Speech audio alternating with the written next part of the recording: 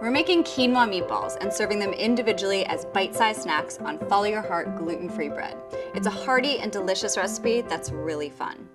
We're gonna start by chopping up all the veggies that form the base of our meatballs. Everything's going in the food processor, so you really don't need to worry about being too pretty with your cuts. Just get into small enough pieces that the processor blade can handle them. Chop 1/4 of a medium-sized red onion. Pop it in the food processor. Have 2 garlic cloves. Just gonna pop them out of the head.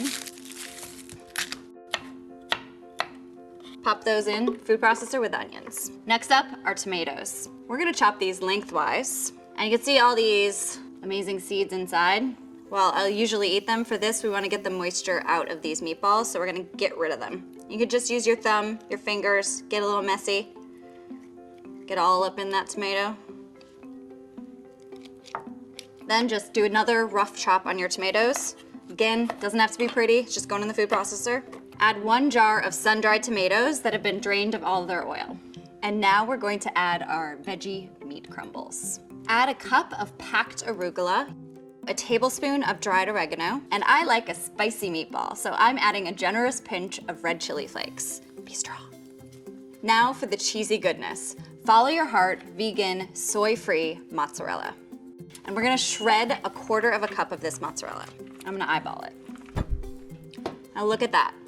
Just like mozzarella. We're gonna add our mozzarella to food processor. I'm gonna add a little bit more melty madness with Follow Your Heart Parmesan cheese. Now we're gonna pulse the food processor a few times to get it all chopping.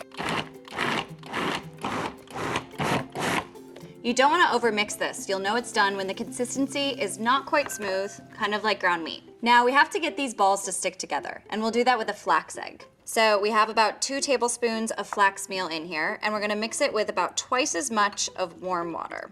And I'm gonna stir with my finger. So it should be a little bit more watery than an egg. As it sits, it's gonna thicken a little bit, and we're gonna add it to our meatball mixture and stir to incorporate. All right, now add your breadcrumbs. You're gonna add a little bit at a time, and you wanna get it to a consistency where when you roll it, it doesn't break apart. Now we'll heat a non-stick pan with a little bit of olive oil. Once the oil starts to shimmer, we're gonna add in our meatballs. They need a few minutes on each side, and you could turn them as they cook every minute or so, or you can get all fancy and just shake them every minute or so, and it will evenly crisp the outside of the balls. Now, time to put our little snacks all together. I have Follow Your Heart gluten-free brioche bread here. It's soft, it's yummy, and I promise you, you will not miss an ounce of the gluten. I'm going to cut some squares from the loaf. And now I'm gonna slice some Follow Your Heart vegan provolone slices to fit the squares. Just slightly bigger than your squares of bread, so it kind of melts and oozes over the sides. We're gonna place these on a sheet pan and pop them in the broiler for about a minute or 2, just until the cheese really melts and gets golden. While your bread and cheese is bubbling away in the oven, heat up a jar of your favorite marinara sauce on the stovetop. Now you're gonna place a meatball on each cheesy toast. Look how pretty those are. Drizzle some of your marinara right on top. For the final step, we're gonna chiffonade some basil. Our beautiful little garnish.